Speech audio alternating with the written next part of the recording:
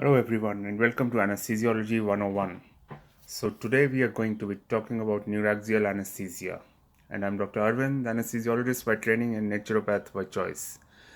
And I'm going to be telling you about this modality which is very useful in surgeries and providing regional anesthesia. So neuraxial anesthesia includes spinal anesthesia and epidural anesthesia. Let's talk about spinal anesthesia first.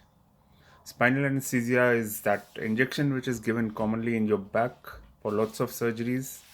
You may have heard of cesarean sections being done under spinal anesthesia, or lower limb surgeries, or lower abdomen surgeries.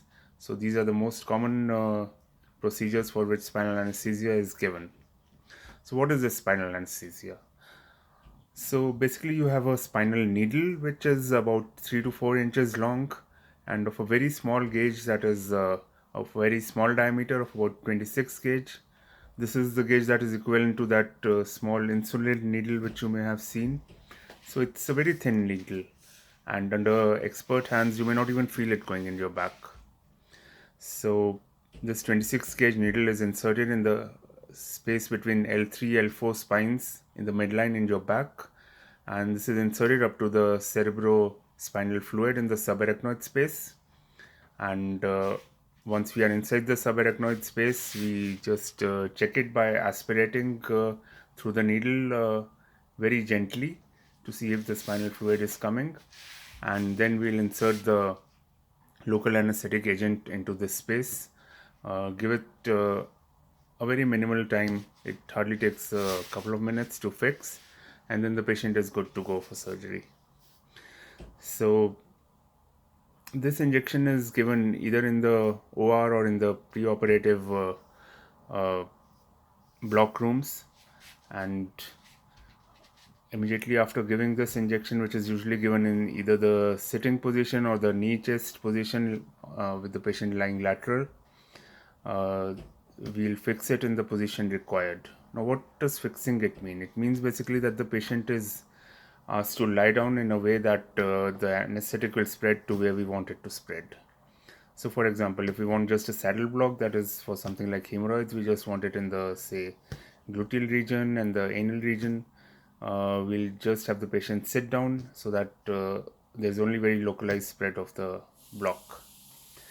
If you want it to spread just to the legs, we'll have the patient lie down flat with maybe the head end raised up a bit so that the patient spreads to the lower levels. If you want it spread to the more to the upper abdomen, if say we are doing a hernia which we feel may stretch on the upper intestinal levels as well, then we'll have a bit of a head low position so that the spread will be a couple of segments upwards, so that the effect comes more to the upper abdomen as well. So the spread is usually a couple of segments from where we are giving the anesthesia, and we can give the anesthesia in the L2-3 space as well, L3-4 space as well, L4-5 space as well, but it is most commonly given in the L3-4 space. So the drugs used for this anesthesia are bupivacaine and levobupivacaine most commonly, and the dose is given according to the duration of the effect desired. So most commonly the duration effect lasts between 2 to 3 hours, and we can add adjuvants to the drug like fentanyl, which will increase the duration of the anesthesia by around 1 hour, so we can increase it to up to say 4 hours. What do we have to be careful about in the spinal anesthesia? So we have to take care that we monitor the patient adequately, that the patient is preloaded with fluids beforehand, because they can cause a drastic fall in blood pressure and even heart rate because they'll block the sympathetic fibers. So you have to have preloaded atropine and some drug to raise the blood pressure like mefentamine or ephedrine. Usually shorter acting drugs are used because the fall is only transient. So these are always loaded and available before you give a spinal anesthesia. And what are the contraindications where you should not use this? So basically, in a hypotensive patient, you would be careful about not using it because it can cause a further fall in blood pressure. And then any localized lesions on the back where you may be spreading infection into the spinal canal, then it would be absolutely contraindicated. Then you would have to be a bit careful in where the patient has some condition of the back, where he has chronic back pain, or where he has been operated for spinal surgery, where it is not absolutely contraindicated and may still be used, but you have to be careful because even finding the space may be difficult, and the patient may feel that this anesthetic has increased his back pain later on. So it has to be done in discussion with the patient. So this is a much safer anesthesia than general anesthesia because lesser drugs are used, but that does not mean that any lesser precautions have to be taken than general anesthesia.